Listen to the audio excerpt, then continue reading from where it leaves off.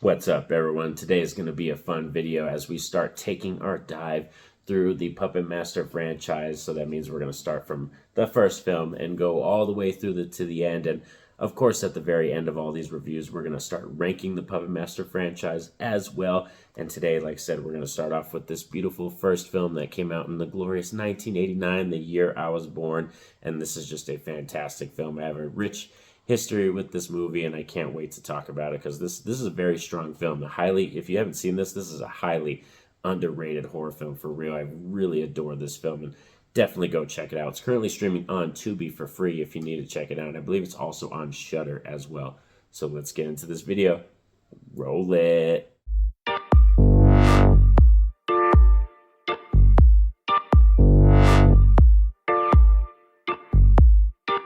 So yes, Puppet Master from 1989. This is a fantastic film. The straight-to-video kind of B-movie horror era, and really this was really strong in the late 80s going into the mid-90s because horror was kind of not dead, but it was more of that straight-to-video stuff, and there's a lot of great films out there that you can check out similar to this that are very fantastic. But today, like I said, we're talking about this one, Puppet Master, which has a great acting in it, a fantastic story as we follow Andre Toulon, who was Europe's greatest puppet master and marionette, like he works marionettes and stuff. And the reason they're so amazing is because they're actually alive. He has a special serum that he can inject into them, and it makes them come to life. So he has the secret to life, and that's the main reason why people are looking for him and hunting him down. And of course, what you're not going to have some fun, stuff without throwing in some Nazis. So we have some Nazi agents who are trying to hunt down Andre Toulon in the beginning of this movie, and you get to see him kind of working with his puppets, and Blade comes to warn him, who is my favorite of the puppets, and then he ends up hiding the puppets in a trunk in the wall of the Bodega Inn, and then before the Nazi soldiers can get there, he kills himself, so they can't get the secret to his formula. So that's kind of the setup to this film, and then we fast forward years later as a group of psychics find out about the secret of Andre Toulon, and they go back to the Bodega Inn to see if they can feel or see something or sense something and find the secret to life.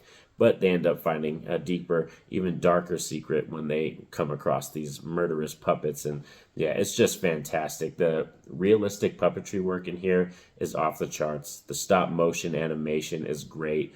And Charles Band, what he wrote, he's just a really good story. Like, it's a really good story. And don't let the straight to video horror thing like shy you away from this film, because this is a highly underrated film. One of my favorite films from 1989, and there was a lot of good films that came out that year. But this one has, like I said, unique, creative puppets that have some awesome kills, and the kills are gory, they're messy, and this film actually has some naughty time in it. We have some sexual content in here as well, which is kind of interesting and funny because the first person that ever showed me this film was my grandmother. But my parents, my grandma, my mom, they were always very comfortable with horror films, and my grandma is very fond of puppet horror and child's play and all that kind of stuff. So she was the first one that introduced me to stuff like this, or like child's play or demonic toys. Any of those films I usually watched with my grandma first.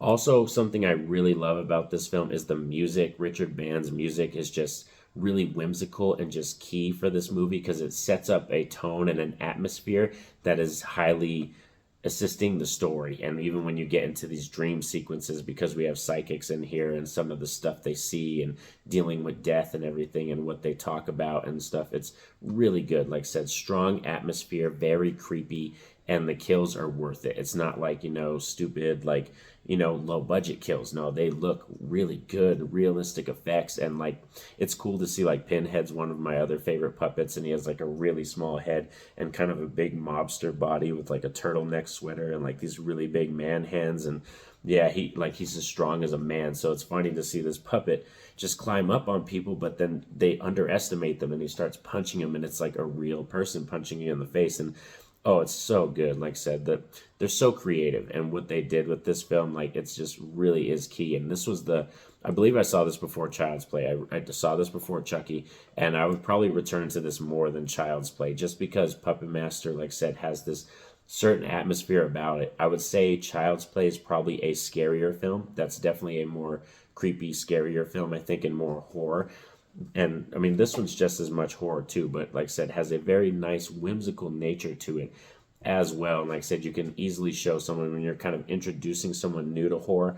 This is a fantastic kind of first film or second or third film to show somebody when you're trying to show them horror and get them into it, because it's not too graphic. It's got a little bit of everything, you know. It's got a little bit of naughty sex stuff. It's got a little bit of kills. It's got some real cool realistic effects, but also some very solid acting in it. So yeah, this film really does have everything you want in it. And in terms of a score for me, like, this is a very high film.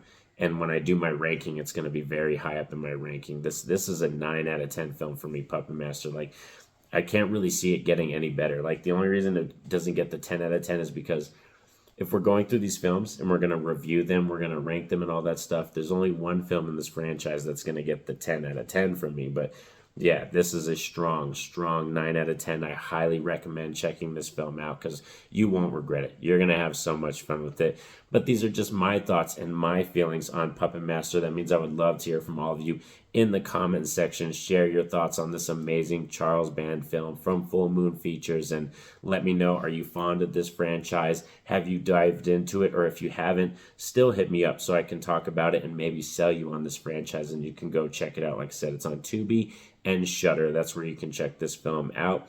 But most importantly, don't forget to like and subscribe to the channel so you don't miss a thing as we dive through these films. And also, have a safe and happy day, everyone. Peace out.